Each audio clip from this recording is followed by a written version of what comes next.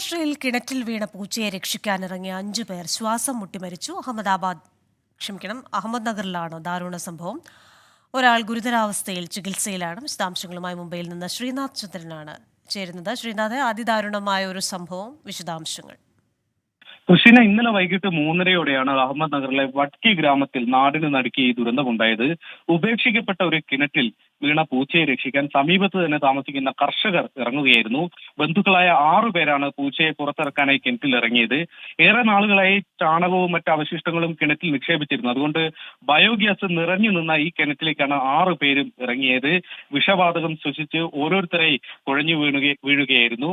അരയിൽ കയർ കെട്ടി ഇറങ്ങിയ ഒരാളുണ്ടായിരുന്നു. അയാളെ മാത്രമാണ് ജീവനോടെ പുറത്തെത്തിക്കാൻ കഴിഞ്ഞത്. ഇന്ന് പുലർച്ചെയോടെയാണ് മൃതദേഹങ്ങളെല്ലാം തന്നെ പുറത്ത് എടുത്തത്. മാണിക്കാലെ അദ്ദേഹത്തിന്റെ മകൻ സന്ദീപ്, അനിൽ കാലെ അദ്ദേഹത്തിന്റെ മകൻ ബബ്ലു, ബാലാസാഹിബ് ഗെഗ്വാദ് എന്നിങ്ങനെയാണ് മരിച്ചവരുടെ പേരുകൾ.